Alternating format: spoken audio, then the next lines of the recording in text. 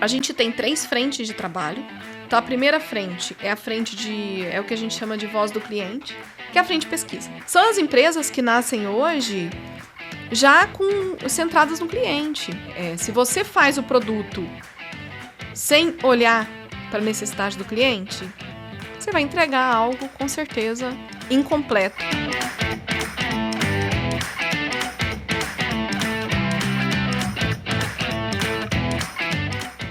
Olá pessoal, tudo bem? Eu sou o Gilmar Gumiar, fundador da Tuya, e nós estamos no Tuya Design Talks, um podcast que vai falar sobre a relação de UX com as áreas de negócio das empresas.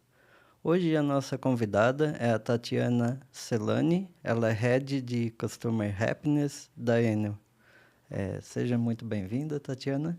Obrigada, Gilmar, agradeço muito o convite, estou muito feliz de estar aqui. E vamos compartilhar práticas e experiências. Muito bom. Obrigado por aceitar o convite também. Eu vou pedir para você começar se apresentando, né, para os nossos ouvintes. Tá ótimo. Bom, eu sou Tatiana Celani, hoje, estou como responsável da área de Customer Happiness da Enel Brasil. Bom, como pessoa, adoro gato, adoro bicho de maneira geral, tenho um cachorro. Adoro andar de bicicleta, gosto de praticar esporte de maneira geral quando tenho tempo, né? O que não é um pouco raro, mas acontece, a gente tem que criar o tempo, afinal. Sou nascida em Minas Gerais e desenvolvi toda a minha carreira no setor elétrico. Então, tenho hoje quase 20 anos de setor e a minha expertise, toda a minha experiência foi baseada na parte de relacionamento com o cliente. E hoje, né, experiência do cliente, que foi um tema que surgiu aí durante tomou mais força, vamos dizer assim, durante o meu desenvolvimento profissional. Sou administradora, morei muito tempo em Goiás, quando iniciei minha carreira lá na CELG, e hoje estou aqui. Enfim, adoro esse tema, adoro a experiência do cliente, acho super interessante aí estar numa área de Customer Happiness. Não é algo comum, né, que você vê aí nas empresas, e acho que é um pouco a minha paixão, eu diria, a minha paixão. Muito bom. E, Tatiana, agora você pode falar um pouco sobre a sua formação acadêmica? Sim, eu me formei em administração em 2010, estava quase esquecendo já, a gente já faz tempo.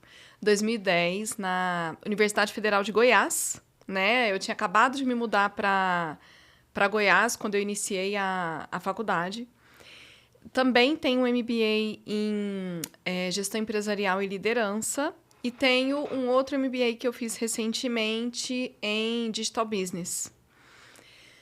E, lógico, fora isso, alguns cursos que eu acho que são até de cursos de extensão, que a gente fala, que são cursos de menor duração, que muitas vezes eu me questiono isso, né? Fugindo um pouco de só falar a minha formação, falar, eu adoro estudar. Eu sou uma pessoa que gosta de estudar porque eu quero ser a pessoa que entende tudo daquilo que eu faço, sabe? E só que muitas vezes eu falo, vou fazer um MBA. Um MBA 2 anos, né? Tantas horas de estudo e tal. Mas no fim mesmo, o que eu acho que ensina mais a gente são esses cursos, às vezes menores, que você faz, focado naquilo que você está precisando naquele momento, porque é o que você vai levar para a prática. E o que você leva para a prática é sempre o que você consegue absorver melhora o conteúdo, consegue fazer as conexões que você precisa para, de fato, usar aquilo no dia a dia, aquilo fica como um aprendizado de maneira mais durável, vamos dizer assim.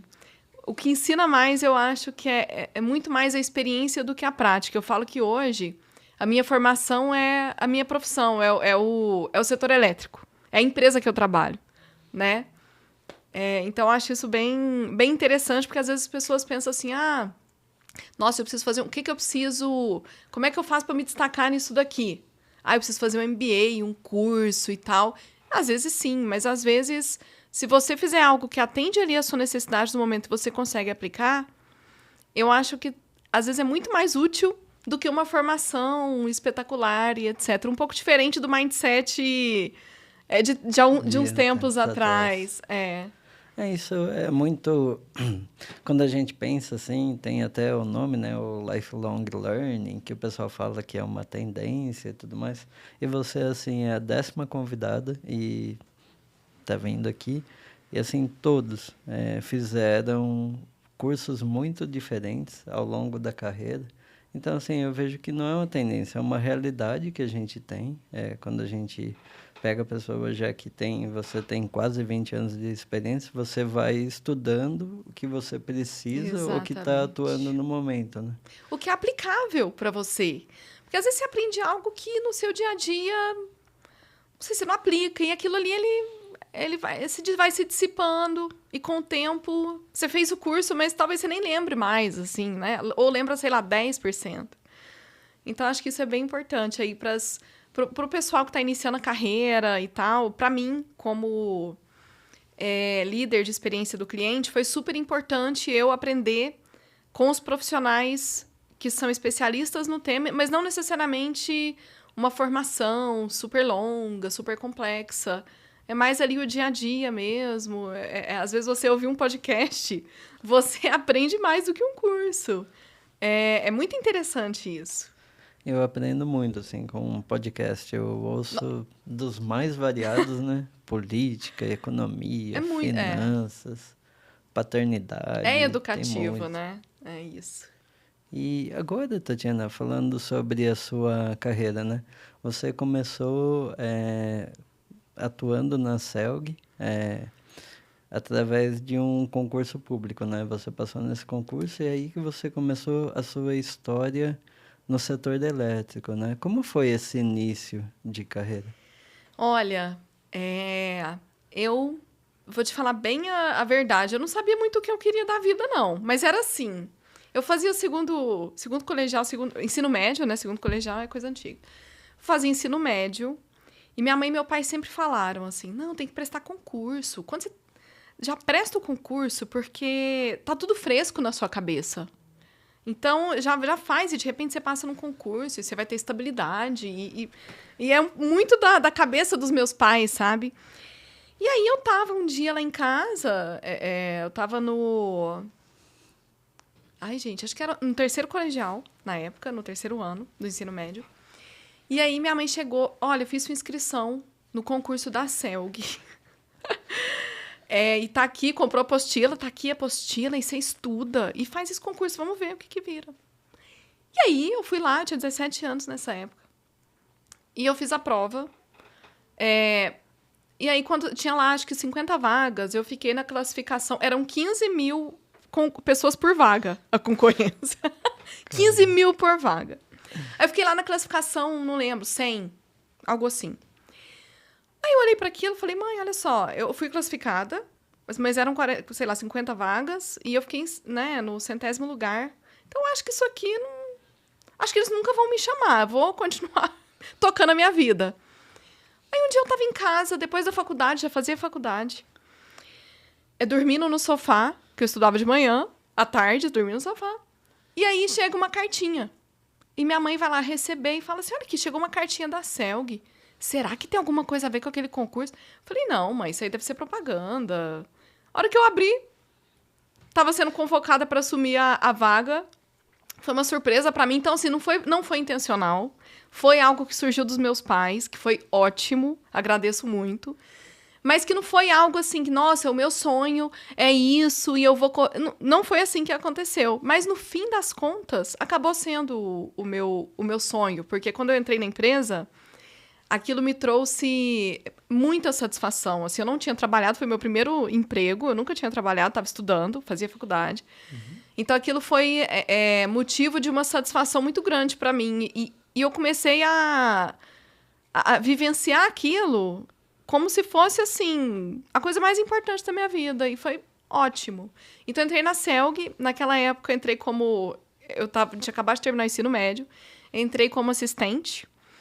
E comecei a trabalhar na área técnica. Fiquei 2 anos nessa área. Uma área que só tinha engenheiro, técnico em eletrotécnica e eletricista. Eu era a única mulher. Eu era a única mulher da área. E foi assim por 2 anos, né? Porque eu fiquei lá e fiz muitos amigos, aprendi muito. Não sou engenheira, mas aprendi muito com eles, porque eu dava suporte a essas pessoas.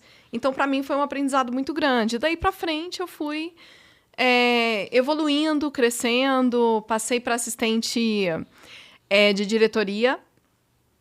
Então, eu tive a oportunidade de ser assistente do diretor administrativo e também do diretor comercial, pessoas que me ensinaram muito, e consegui ter uma visão ali mais ampla da empresa. Isso aí eu tinha mais ou menos 22 anos, quando eu me tornei assistente, porque eu tinha que ter o nível superior na época, e aí eu consegui evoluir por isso, né? E foi um período de muito aprendizado também. Foi aí que eu comecei a me interessar, quando eu virei assistente do diretor comercial, que cuidava ali da área de atendimento, faturamento, arrecadação. Eu comecei a me interessar muito pela área. E eu nunca me contentei só em fazer o que era o meu job description ali, né? Eu sempre gostei de conhecer, entender, sempre fui curiosa. Então, gostava de entrar no detalhe. E como eu era assistente dele, eu tinha que entender um pouco de tudo. Porque tudo que chegava na mão dele, eu tinha que olhar antes. Naquela época era assim. Não é muito comum nas empresas, mas naquela época e na empresa, que era uma empresa pública, o Dr. Orion, que era o meu chefe na época, tudo que chegava para ele assinar, ou para ele validar, ou para ele aprovar, passava por mim. Então, eu aprendia um pouco de tudo. E foi aí que eu me apaixonei pela área de atendimento. Aí começou uma outra etapa aí da minha história. Muito legal. E depois desse início, né, você acabou sendo convidada para atuar em basicamente outro lado, né, do balcão ali como cliente em uma empresa privada no Maranhão, né? Foi. Um pouquinho longe assim. Como foi Só essa experiência? Nossa, então, aí eu, nessa minha paixão pelo atendimento, né, que eu falei que eu me apaixonei e tudo, e na época o Orion, foi um líder super importante na minha história, ele falou pra mim, não, eu acho que você precisa, eu acho que essa cadeira aqui tá ficando pequena pra você precisa crescer, evoluir, eu queria te colocar numa posição de liderança, e eu queria entender de você, assim, o que você gosta? E aí Nossa, eu gosto da parte de relacionamento com clientes, da parte de call center, que eu adorava. Loucura, né? Porque call center é uma loucura, gente. É viciante. Operação eu falo que é viciante, porque é aquela tensão, aquela coisa que enfim, te deixa viciado. E aí foi aí que eu assumi a área de relacionamento com cliente. Cuidei de call center, enfim. A gente vai falar um pouco aqui de canais digitais e tal.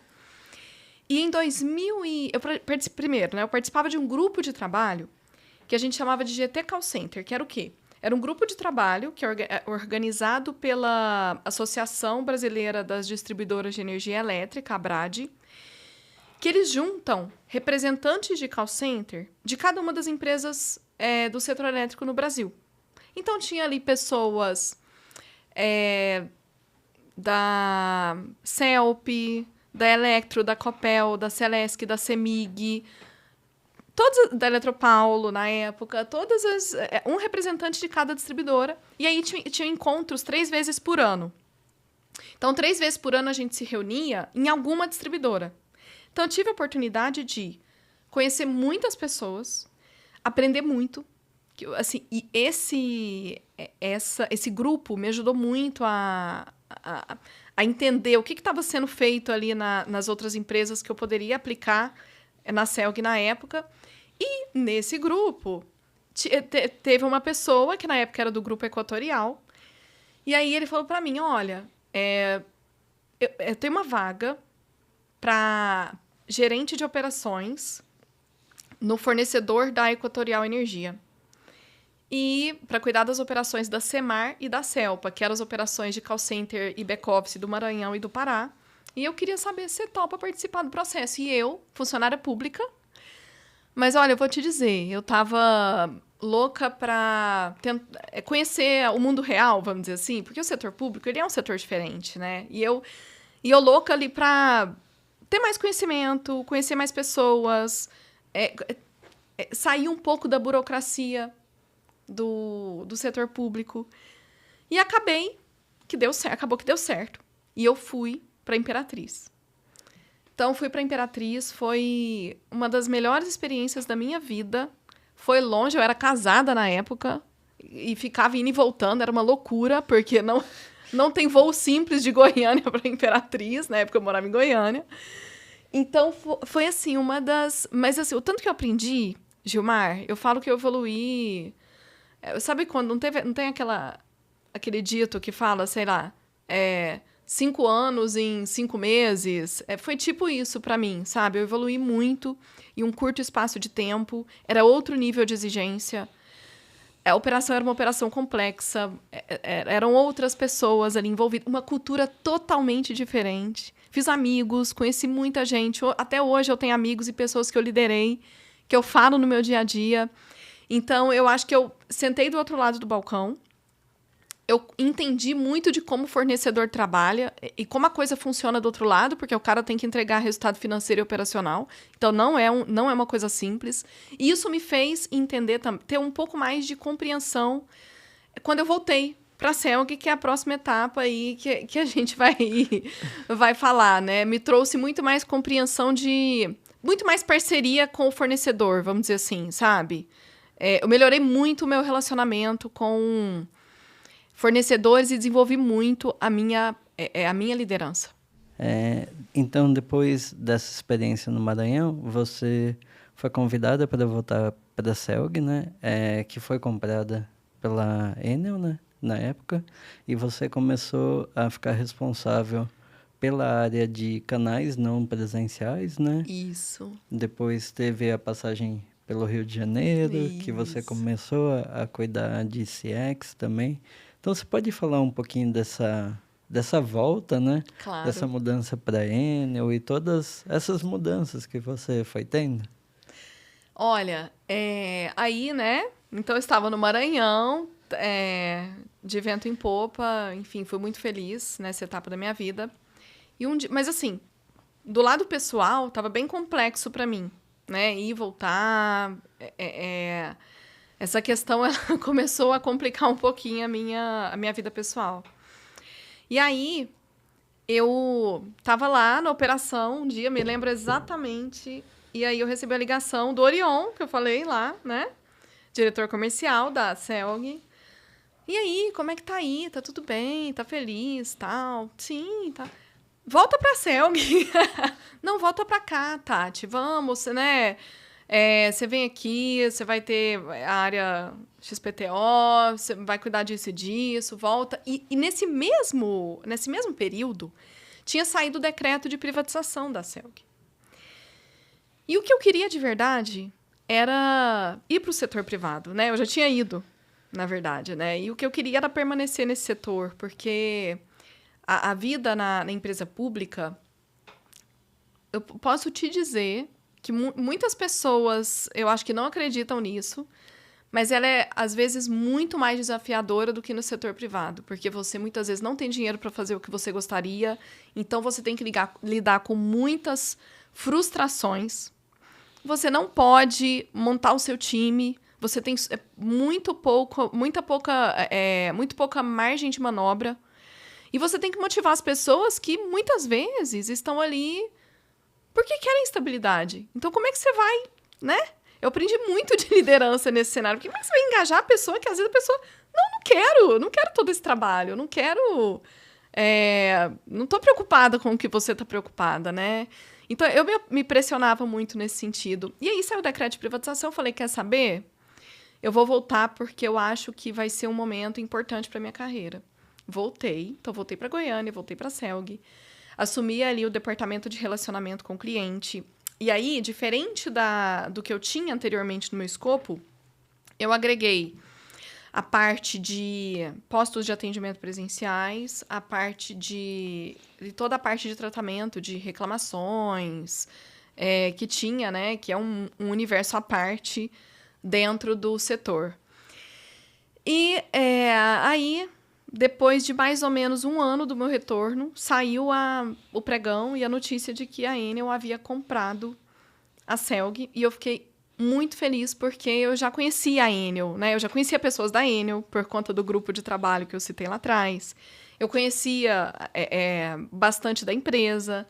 E a empresa era dona, é ainda, lógico, né?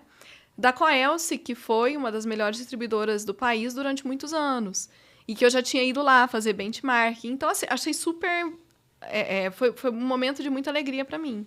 E aí, quando a Enel entrou, né, teve uma mudança completa, uma mudança de cultura, assim como tem que ser, né? Porque você está migrando ali de uma empresa pública para uma empresa privada.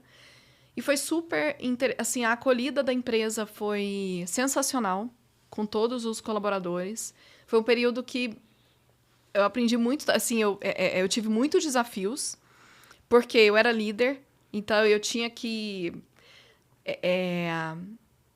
não é explicar, mas eu tinha que fazer a minha equipe entender aquele novo momento, né? E eu acho que tudo isso foi muito gratificante no final. Eu assumi a área de atendimento não presencial, que era como a empresa tinha essa área no Rio já, né? E no Ceará, e aí em Goiás, quando adquiriu Goiás, implementou-se também a área de atendimento não presencial. E aí eu fiquei responsável por essa área, então eu cuidava ali da parte de operação de call center e da parte de canais digitais. Mas não só a operação do canal em si, tudo que envolve o canal. Então, a parte de qualidade daquele canal, a parte de indicadores operativos, a parte de gestão de contratos, desenvolvimento, projetos de digitalização, tudo ficava ali naquela área. Então, foi um dos momentos assim que eu aprendi muito, porque o modus operandi da empresa privada é muito diferente do modus operandi da empresa pública, especialmente no que diz respeito à digitalização. A empresa privada ela se preocupa muito mais nesse tipo de investimento, né? Então, foi onde a gente conseguiu, de fato, impulsionar os nossos canais digitais na época. Legal. E aí depois você foi para o Rio? Então, aí depois... aí, o que aconteceu, né? Isso foi 2017, a chegada da Enel. Eu gosto de falar dos anos para eu lembrar da minha sequência de vida aqui, porque são muitos detalhes. Aí, em 2018, a Enel comprou a Eletropaulo.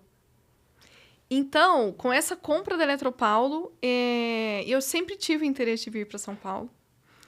Eu nunca fui apegada, eu não tenho muitas raízes, sabe? Eu nunca fui uma pessoa... Hoje eu sou apegada a São Paulo, eu posso dizer isso. Mas dos lugares que eu passei, nem na minha cidade natal eu tenho apego de, não, eu quero morrer aqui. Eu não tenho... Isso aí nunca fez muito parte da minha vida, sabe? E aí eu sempre quis vir para São Paulo. E com a compra da Eletropaulo, surgiu a mesma cadeira que eu ocupava em Goiás, mas em São Paulo. E aí me fizeram perguntaram se eu estava disposta a vir. Aceitei de primeira. Tipo, alguns dias depois já estava aqui, então minha vida sempre foi um pouco assim. Alguns dias depois já estava aqui, já começando a trabalhar, mas com a diferença, né? Numa operação muito mais complexa. Uma operação de atendimento muito mais complexa do que Goiás, né? Tanto em termos de tamanho, quanto em termos de exigência, de perfil do cliente, vamos dizer assim. E a parte de digitalização também, né? Porque muito mais... o cliente paulistano, ele exige muito mais isso de você, mais do que, às vezes, um cliente de Goiás, do Centro-Oeste ali, que às vezes é um cliente que ele valoriza muito o relacionamento pessoal. E aqui as pessoas, elas não têm tanto tempo para ir numa loja de atendimento, então ela quer resolver tudo ali. Hoje todo mundo é assim, né? Mas na época ainda tinha um pouco de diferença. E aí veio um novo momento também para mim, pegando uma equipe nova, uma equipe que estava passando pela mesma mudança que eu passei quando a Enel comprou a Celg, o que foi muito legal, porque eu pude vivenciar isso de uma maneira diferente, né? Aí eu tô vindo para a Eletropaulo já sabendo como é a cultura da empresa que está comprando e com a missão de implementar essa cultura aqui, né, no meu meio, nas pessoas com quem eu me relaciono, no meu time. E aí fiquei durante 1 ano nessa cadeira. E aí, quando surgiu a oportunidade de ir para o Rio. Mas aí não foi pela Enel. Eu fui para o Rio para trabalhar na Light, que é a distribuidora de energia elétrica lá do Rio de Janeiro. Nunca pensei em morar no Rio. Nunca tinha pensado. Se me falassem isso, eu falava, não vai acontecer. Mas aconteceu e foi uma oportunidade que foi exatamente nesse momento que eu comecei a olhar a experiência do cliente de maneira mais profunda, porque a empresa estava numa época ali, num período de turnaround, liderado pela presidente Ana Marta, na época, né? Grande líder também que passou aí pela minha carreira, e o Rodrigo Raposo, que foi uma pessoa sensacional e que me fez o convite de ir para a Light, muito importante também para mim. E aí, nesse período, eu tive carta branca para... Como é que você acredita que tem que ser essa área de serviços ao cliente? Né? Essa foi a pergunta.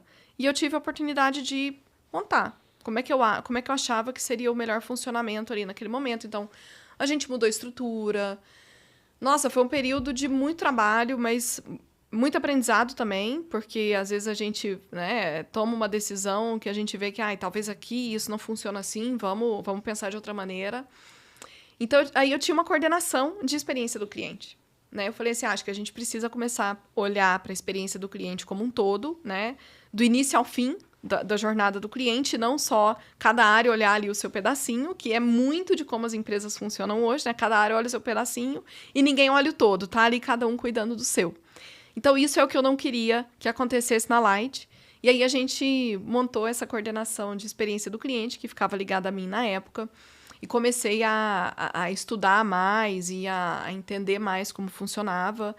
E tinha lá uma equipe, né, que naquela época fazia construção de jornada, pesquisa com o cliente, a gente ia tratar aquelas dores. Um pouco parecido do que a gente faz hoje em Customer Happiness da Enel, mas eu diria num raio menor ali de atuação, porque era uma área que estava iniciando, então as pessoas da empresa não sabiam muito bem o que era aquilo, né? Por que eu tenho que mapear a jornada? Por que eu tenho que participar desse grupo de trabalho? Isso, né? Tipo assim, isso não faz parte do meu dia a dia. Meu negócio é emitir a fatura. Não tem nada a ver com a leitura do cliente, que o leiturista faz na casa do cliente. E uma coisa tem tudo a ver com a outra, né? Então, foi aí que a gente começou a construir essa visão mais completa. A visão que o cliente tem da empresa, que é a visão de uma empresa única, né? A gente vê a empresa como vários pedaços e o cliente vê a empresa como uma coisa só. Uma coisa só. Então, esse foi o nosso grande objetivo. E foi aí que eu comecei aí essa jornada de experiência do cliente. Muito legal. E depois dessa experiência na Light, aí você foi convidada para voltar para a Enel, né, para criar uma nova área, né, mais abrangente, que é de Customer Happiness, que tinha também uma ligação, né, um pouco diferente. Era mais ligada à presidência e tudo mais, né, que é o que você está atuando agora. Como foi essa mudança, o que é essa nova área, né? Como é a atuação dela? Foi muito legal, assim, quando eu voltei para a Enel, eu entrei numa área ali de... Né, vim como responsável de experiência do cliente B2C na época, mas a empresa viveu um momento de transformação quando a gente fala de centralidade no cliente. E foi exatamente quando eu tinha... Pouco tempo depois que eu cheguei. Que, enfim, teve uma nova reestruturação do grupo. E aí, falando de maneira global mesmo. E aí, criou-se uma área, né? Uma linha de negócio, vamos dizer assim. Uma estrutura chamada Global Customer Operations. E dentro de Global Customer Operations, embora já existisse no Brasil a área de experiência do cliente... Em Global Customer Operations, com essa reestruturação, ela se tornou a área de Customer Happiness. Mas ela, exatamente o que você falou, ela subiu de nível, vamos dizer assim. Antes a gente ficava abaixo ali da diretoria de marketing e experiência do cliente, tinham N processos ali abaixo e envolvidos nesse escopo. Mas hoje ela se torna uma área... Hoje não, né? Hoje ela mas em 2022 ela se tornou uma área abaixo ali do head de mercado, par das principais verticais que a gente tem, que são as áreas de faturamento, customer care, né, que é a área de atendimento e cuidado com o cliente. A área de activation, que por onde o cliente entra, né? Quando o cliente começa a ser nosso cliente, a primeira etapa dele é exatamente a parte de activation. E a parte ali de crédito também, que envolve toda a arrecadação, pagamento, enfim, todo esse processo. Então, Customer Happiness deixa de ser uma Customer CX, né? Deixa de ser um processo acessório ali e passa a ter mais protagonismo nessa nova estrutura. E isso não só no Brasil, mas em todos os países que a Enel atua. Então, foi uma estrutura que veio da Itália, né? Mas ela se desdobrou de maneira global. Então, acho que é um novo momento para a empresa, sabe? É uma maneira de dizer assim, olha, assim, o cliente sempre foi importante, mas agora o nosso objetivo é olhar a satisfação do cliente de maneira mais estratégica e de maneira mais conectada com as áreas de negócio.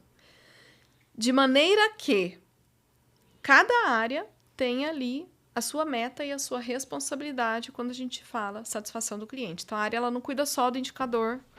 As áreas de negócio, né, o que eu falei, Activation, Customer Care, etc., elas não vão só cuidar do indicador operacional. Elas têm também ali o indicador de satisfação do cliente, que elas são responsáveis.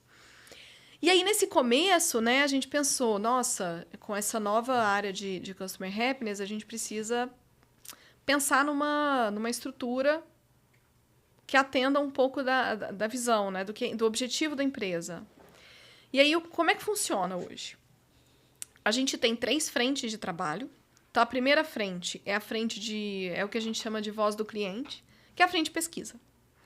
Então, tudo que a gente tem de pesquisa hoje, ou que a gente vai implantar, que é um exemplo da pesquisa que a gente fez com a Tuia, inclusive, está dentro dessa frente de voz do cliente. Então, a missão desse time é olhar os dados, a experiência do cliente com base em dados e com base nas pesquisas. Tá? E como é que eu posso juntar as duas coisas para eu ter os melhores insights possíveis e conseguir direcionar e endereçar essas dores, essas insatisfações que os clientes estão me trazendo. Então, essa é a missão dessa área. E aí você tem outra, que é quem vai... eu tenho ali as dores, beleza, eu já entendi, já sei ali que os principais motivos ali de insatisfação são esse.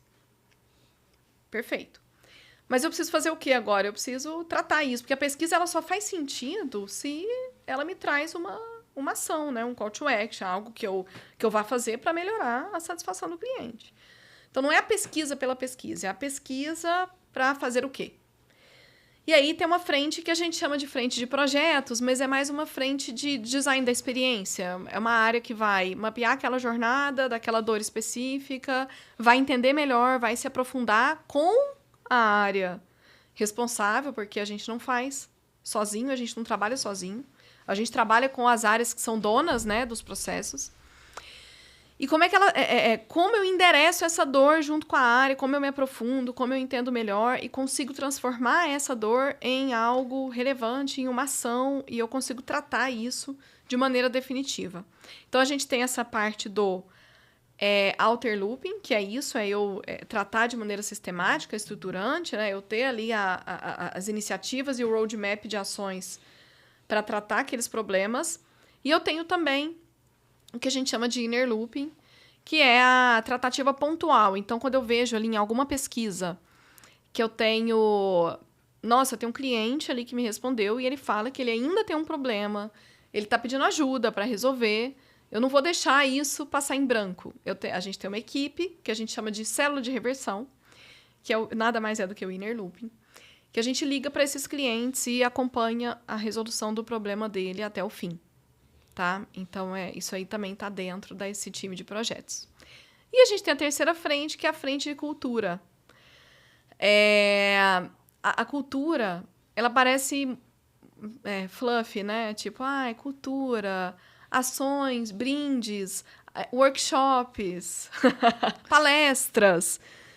Gente, assim, eu digo que, para mim, é a parte mais difícil. Porque é mudança de mentalidade, que você tem que trabalhar ali todos os dias. E aí, lógico, tem formas de você fazer isso. E muitas vezes passa, sim, por iniciativas que parecem muito soft, mas elas têm um objetivo muito importante, que é, a partir do momento que as pessoas entendem que o cliente é o item mais importante aqui de toda essa complexidade, de todo esse ecossistema, né, que a gente está encaixado. A partir do momento que eu entendo isso, que todo mundo entende, essa questão de mapear a dor, chamar a área para conversar e tal, isso vai se tornando tão natural porque tá na cabeça das pessoas, que eu não vou precisar mais ficar chamando a área para falar, olha, você tá com um problema aqui, o cliente tá insatisfeito, porque a área mesmo, ela já vai ver aqui, ele vai falar, nossa, eu preciso tratar esse problema aqui porque eu tô vendo que o meu cliente tá...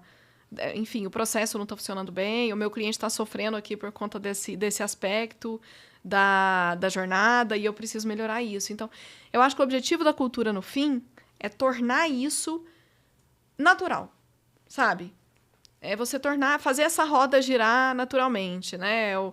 É ver a opinião do cliente, avaliar dados e a área mesmo conseguir ali, na sua estrutura, porque ninguém entende melhor o processo do que eles, então conseguir ali na sua estrutura fazer aquela roda girar com naturalidade e isso tá ali no DNA dos times.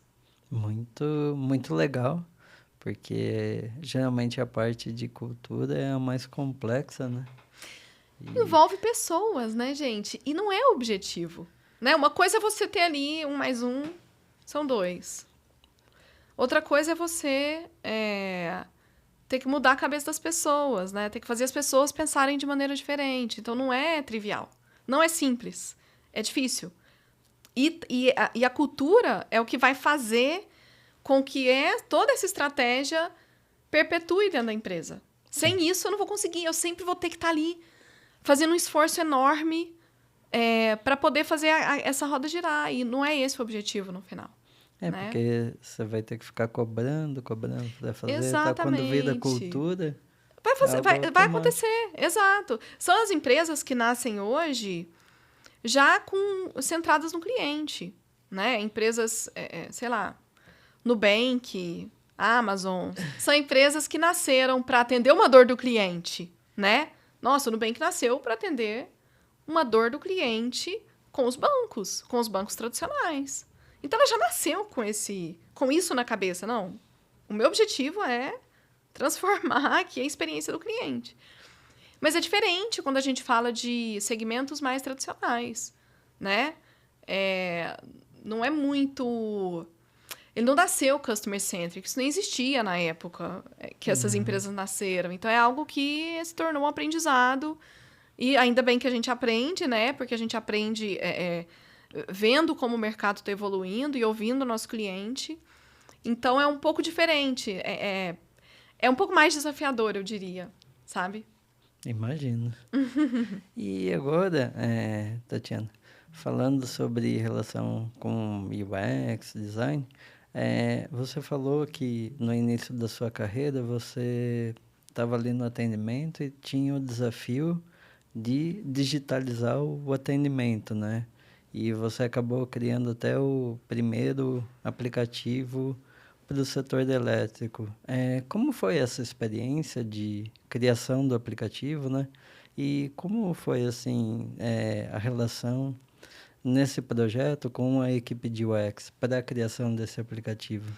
Olha, quando eu estava na Celg, e aí eu assumi lá minha primeira missão, grande missão de liderança, que foi a área de call center.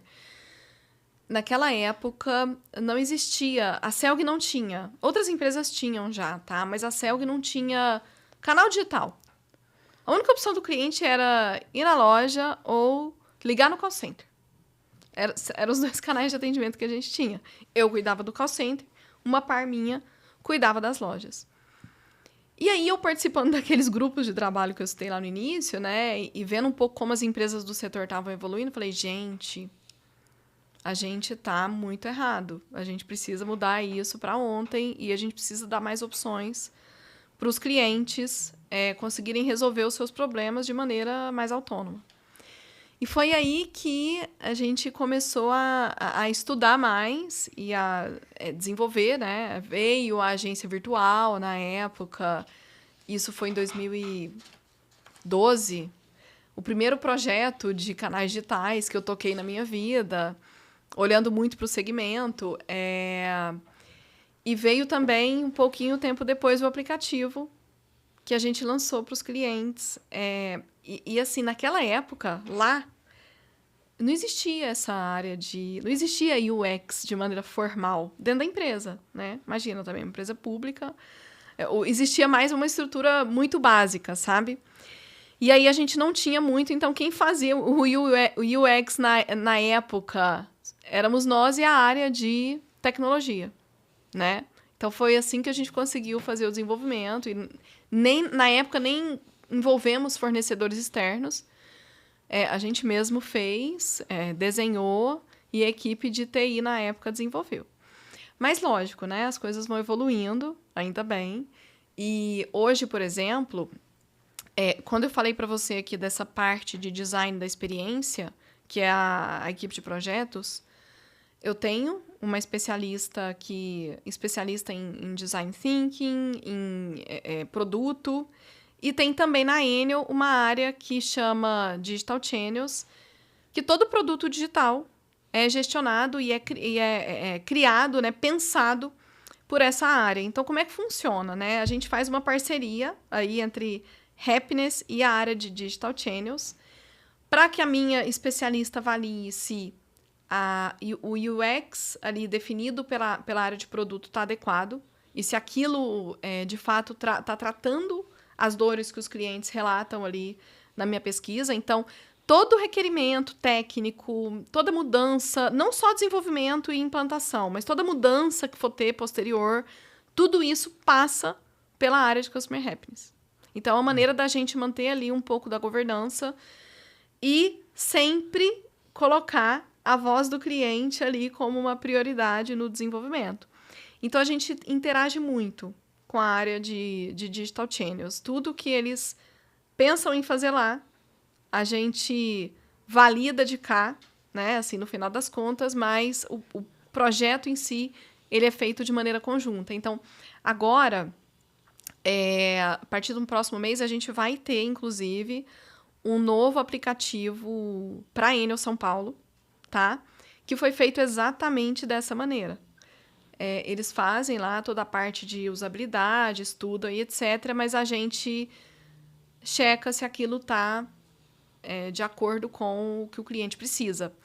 Inclusive, alguns temas importantes que a gente insere nesse processo são testes com clientes, né? Então, a gente ajuda nisso, a gente apoia a área nisso, né? Em fazer como é que eu posso fazer um teste com o cliente antes de eu implantar essa ferramenta para a gente ver se, de fato, a experiência está adequada e a gente faz pesquisa, enfim, para chegar aí nesse nível de detalhe e ter o produto o mais alinhado possível com a estratégia do negócio e a necessidade do cliente. Tá? Então, é dessa maneira que hoje funciona. Trabalha bem integrado, né? Muito integrado. Muito, assim. Eu não vejo como funcionaria melhor de outra maneira. Sabe? Se você faz o produto sem olhar para a necessidade do cliente, você vai entregar algo, com certeza, incompleto ou totalmente fora do que o cliente precisa e do que o cliente entende como útil para ele no dia a dia. O nosso objetivo como negócio é qual? Entregar algo útil para o cliente, porque se ele aderir ali ao canal digital, se ele conseguir resolver tudo pelo canal digital, ele não precisa ficar ligando no meu call center, ele não precisa se deslocar na loja. Então, isso para o negócio é muito importante, né? E, por outro lado, se eu faço isso só com... não, isso... pensa, porque tem gente que acha que sabe tudo que é importante para o cliente, né, gente? Vamos falar a verdade. Não, eu acho que o cliente quer isso. Porque, na verdade, a pessoa acha que aquilo é bom, né? E isso é muito comum, viu? É um outro tópico, mas é muito comum as pessoas saberem, entre aspas, o que o cliente quer com base na própria opinião. Isso não é válido, né? Isso não é válido. O válido é você entender com o cliente o que ele quer. Validar com o cliente, né? Porque às vezes nem sempre também o cliente sabe exatamente o que ele quer. Mas ele sabe o objetivo. Ele sabe onde ele quer chegar. Ele sabe vamos dizer assim, ele não sabe o como, mas ele sabe o quê. O como vai ficar por nossa conta. Então, assim, é muito importante essa integração, porque senão corre o risco da área de produto fazer algo que não está adequado para o cliente, né? E a gente não cumprir o objetivo do negócio. Eu acho que é basicamente isso, tá? Sim. E aí você também falou do projeto da Nova Conta, né? Esse é um exemplo bem legal. Perfeito. A Nova Conta, uma das dores que a gente identificou há um tempo é que o cliente, enfim, ele tem dificuldade de entender a conta. Eu tenho também dificuldade de entender a conta, imagino que você também. Não é simples entender uma conta de energia elétrica. Não é simples, não é trivial. E aí a gente observou nas nossas pesquisas que era um tema que estava surgindo muito. Nossa, eu não consigo ler, eu não entendo essa informação. A informação que eu preciso eu não consigo achar, porque eu fico perdido aqui nesse tanto de coisa que tem na conta. E aí a gente foi, junto com essa especialista minha de Design Thinking, UX, etc., rever esse produto, né? Então, a gente montou lá um time multidisciplinar, porque precisa da área de canais, precisa da área de faturamento, que é o guardião ali da conta de energia, e precisa também de uma visão de design thinking, de alguém que está de fora do processo. Porque às vezes as pessoas estão tão dentro ali do processo que para elas é difícil enxergar o que o cliente valoriza e o que é preciso mudar ali. E a gente começou a destrinchar essa conta de energia. Qual que era o mito? O mito, e assim, eu vou te falar que a conta hoje da Enel, ela é muito similar, praticamente igual, a todas as empresas do setor elétrico no Brasil. As contas são muito parecidas. No fim das contas, essa é uma dor do setor, não é uma dor da empresa. E aí a gente começou a entender, né? Com a área de faturamento, não, por que eu tenho que pôr isso aqui na conta? Por que a ordem da informação tem que ser desse jeito? E é aí que está a graça do negócio, assim. Porque você pode ter ótimas pessoas no time, mas são pessoas que estão tão no dia a dia do processo que elas não vão conseguir pensar ali de maneira disruptiva. Não vão. Então, não adianta, assim, você querer que a área do processo, às vezes, também faça tudo sozinha, porque o viés dela ali, ela tem um viés, que é o viés do processo, é o dia a dia, é a rotina que ela está inserida. E aí a gente entrou como líder desse projeto na época, alguns meses, e nesse destrinchamento da conta, eu vou dizer assim, a gente foi descobrindo que, não, por que existe isso aqui? Não, porque o regulador exige, tá? Lá na regulação, você não pode tirar, não pode mudar, se você mudar vai dar um problema. Aí já vem assim, sabe? E a gente, meu Deus do céu. Então, vamos lá ler na regulação o que está escrito? Aí você vai, sabe, assim. Tem que ir um passo a mais. Você não pode parar no primeiro não. Porque senão você fala, gente, não tem como dar conta. Vamos deixar assim e vai ter que ser... Não. A gente foi olhar na regulação. Na regulação não está bem assim. A regulação, ela define, sim, algumas coisas que tem que ter, mas ela não te proíbe de fazer melhorias, de colocar informações que são mais relevantes para o cliente, de mudar a ordem das informações de uma conta de energia seguindo a hierarquia do que o cliente acha mais importante. Então, a gente foi descobrindo isso no começo, foi mais difícil, não vou negar, porque foi esse trabalho de mudança de mentalidade, que você tem que estar disposto a fazer e a mostrar o caminho, porque muitas vezes, e não é assim, por maldade, não, é porque para a pessoa aquilo tá tão óbvio que ela não consegue pensar, às vezes, de outra maneira.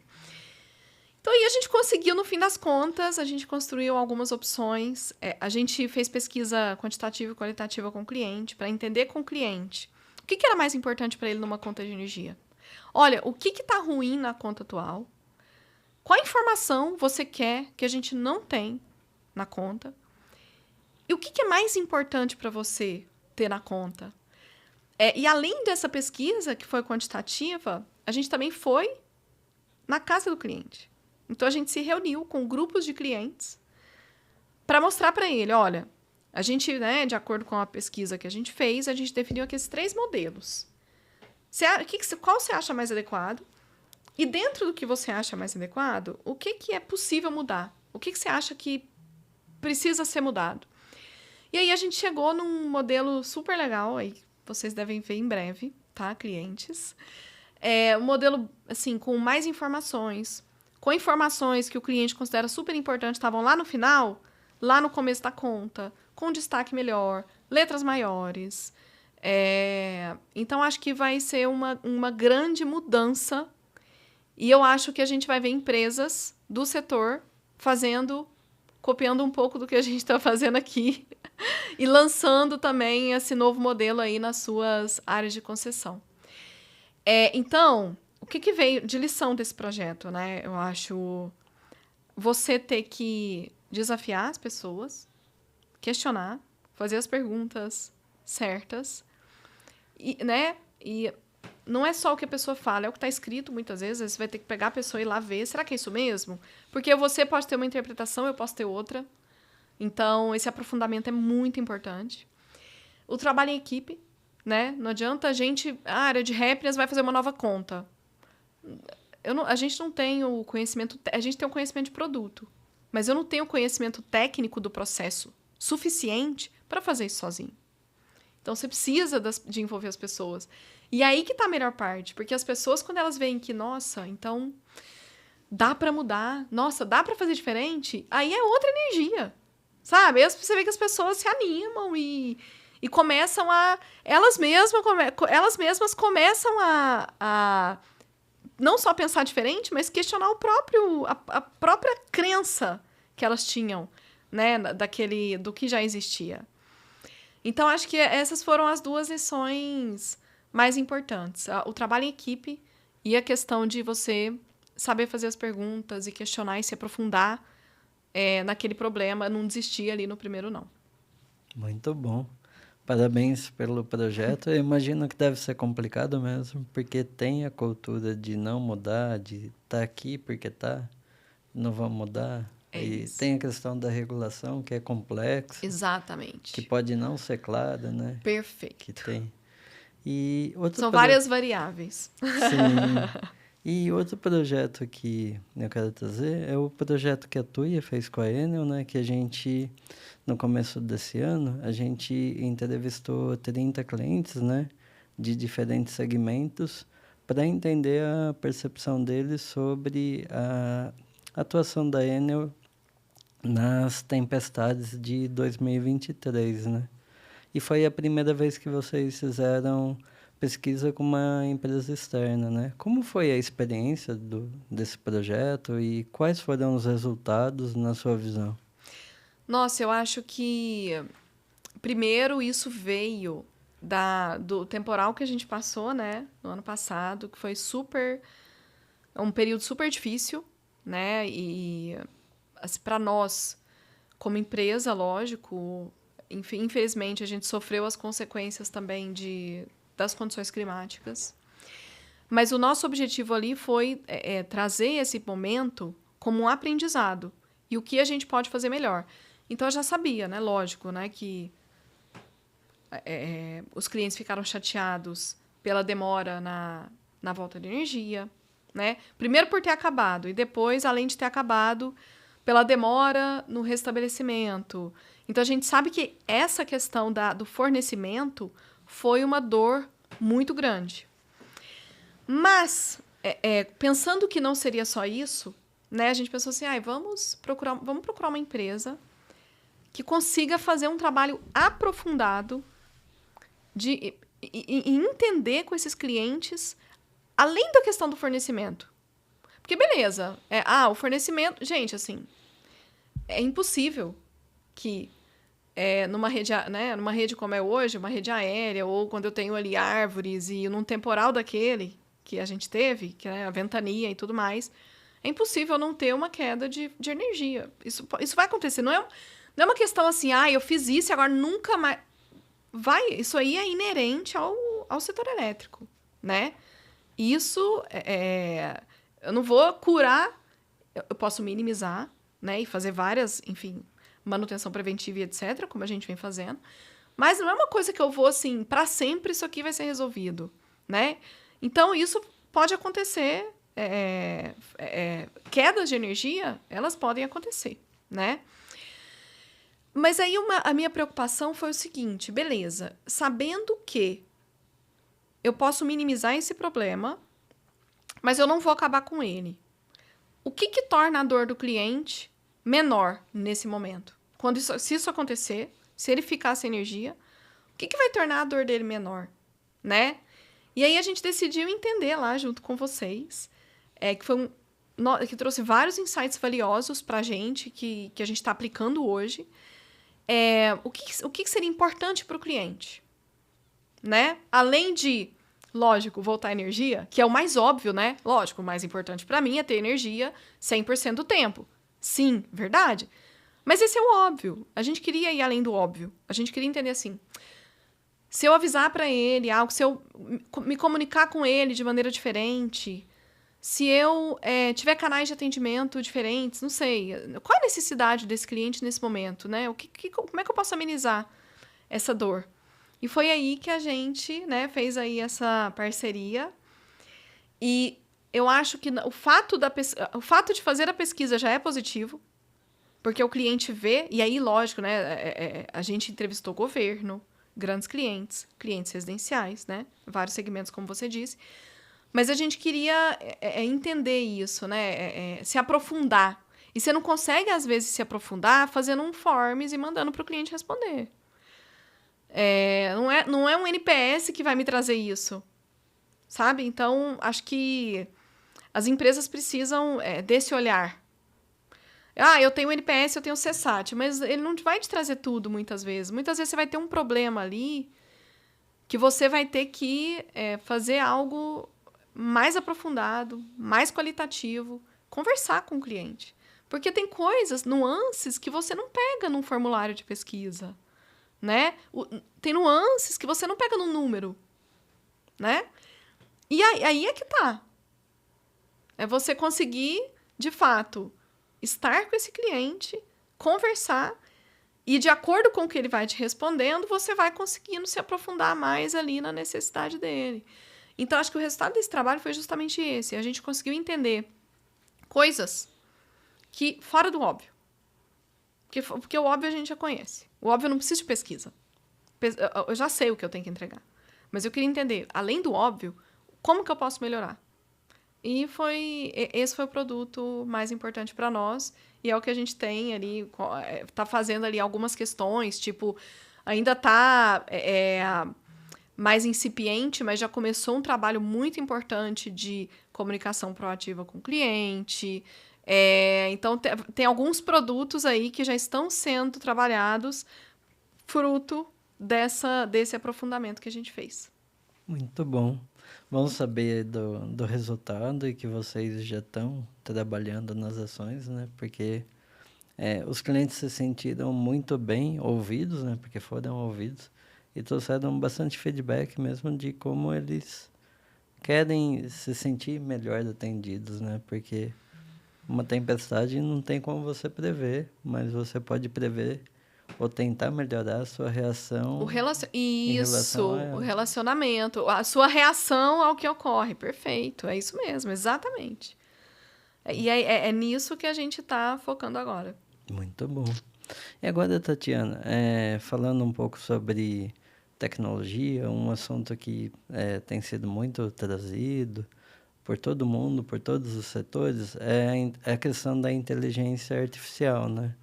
Como você vê os impactos e o que a inteligência artificial pode trazer tanto para o setor elétrico como também para o atendimento ao cliente?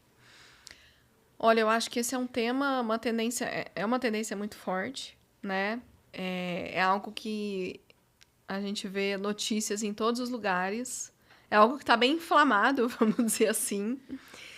Mas eu tenho um pouco de cuidado nesse aspecto. Eu acho que é algo que já está revolucionando o atendimento em várias empresas, né? E isso contribui para melhoria da experiência do cliente, mas também para redução de custo, né? Redução de operações e etc. Mas eu acho também que tem que ter bastante cuidado com como você vai implementar isso e o que isso vai trazer de valor para o seu cliente.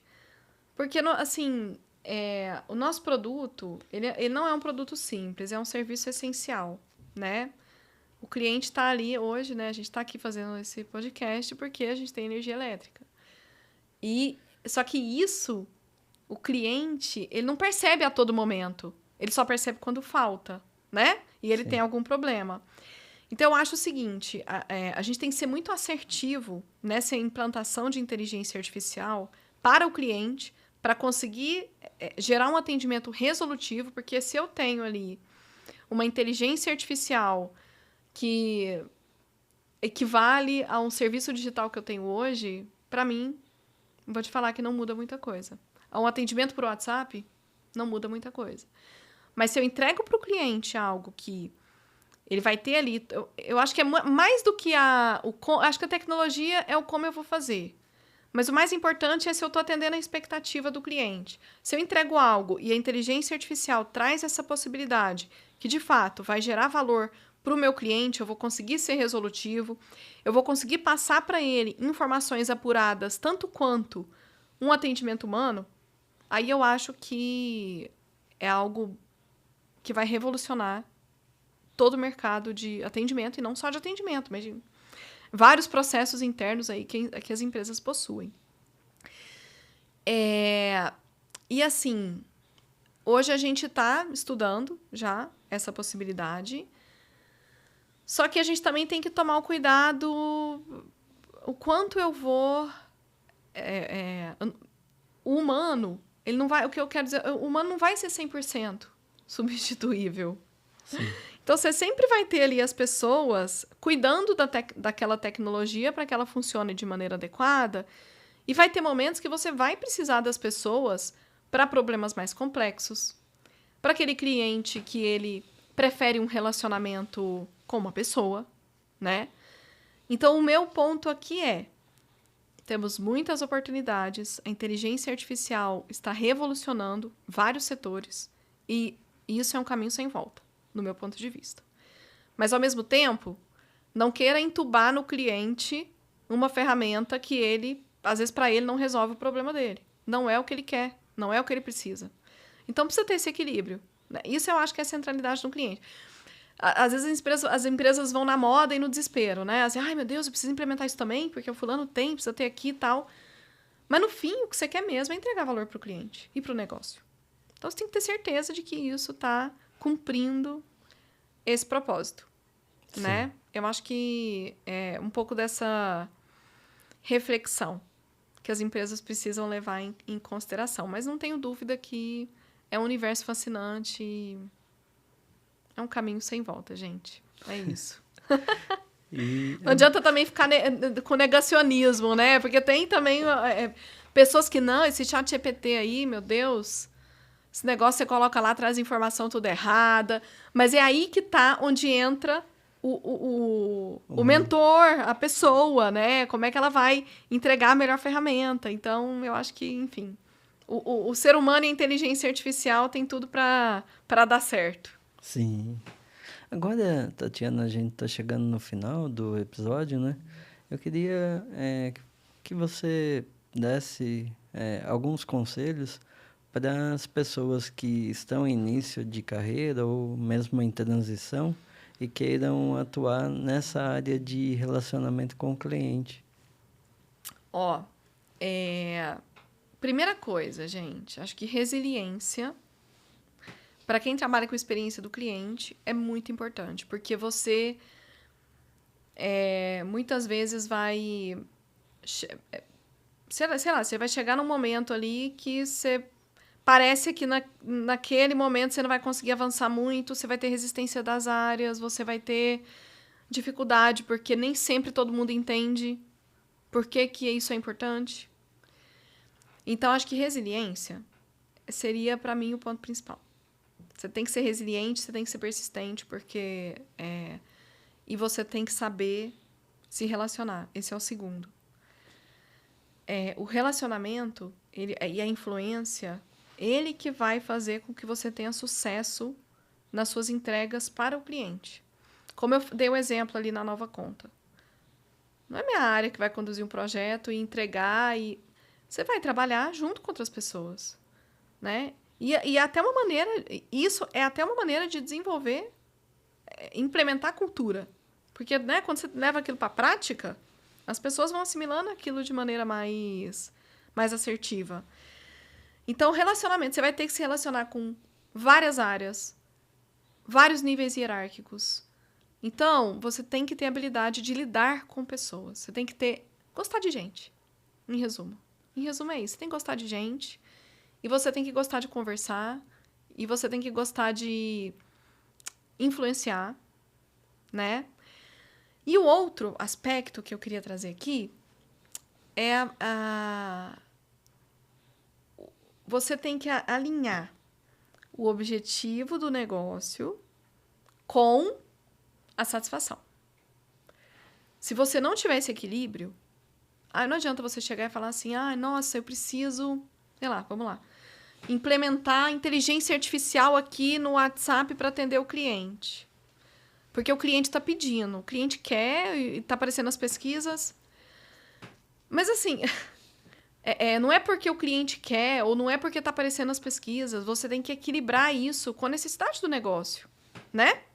Então, assim, para você vender isso, você tem que avaliar os números. Você tem que entender o impacto para o cliente, o impacto para o negócio. Não adianta falar que, nossa, centralidade no cliente. Não adianta romantizar. Não é romântico. É negócio.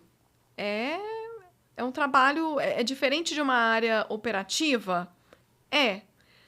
Mas você também tem que lidar com dados. Você também tem que provar os benefícios do seu projeto para o cliente e para a empresa. Então, não é só algo que você faz porque você é legal e a empresa é muito legal para o cliente. Tem também objetivos de negócio por trás. Então, não adianta você se iludir ou não estar preparado para isso. Você quer implementar uma coisa que o cliente está precisando? Você precisa também mostrar que aquilo ali, nossa, isso aqui eu vou resolver uma dor do cliente. Eu vou trazer redução de contato. Eu vou trazer redução de reclamação. Você tem que alinhar isso com os objetivos do negócio. Senão você não vai sair do lugar. Sim. Tá? E esse é um erro que eu vejo muitas pessoas cometendo. Romantizando demais a experiência do cliente. E não é assim que funcionam as coisas, né? Porque é dessa maneira, dificilmente você será ouvido e dificilmente você vai conseguir sair do lugar com a área. Importante. E, por último, estuda muito, gente. Leiam. Tem vários profissionais do mercado que têm muito para ensinar. Mas, eu diria que saia da teoria. Porque eu vejo muito, às vezes, assim, profissionais que conhecem, né, o tema, conhecem o método, conhecem a teoria, mas se você colocar aquela pessoa na cadeira do head de experiência do cliente de uma empresa, não vai conseguir sair do lugar, porque não consegue... Aquela teoria maravilhosa não consegue colocar em prática. Então, estude e aplique, assim, não fique só no mundo da teoria de experiência do cliente, gente. No mundo da fantasia, dos posts virais. Não é isso, assim. Leva isso para... Estuda, conheça a teoria, mas aplique. Saiba aplicar na prática, tá? Muito bom. E, Tatiana, como o pessoal te encontra nas redes sociais, na internet?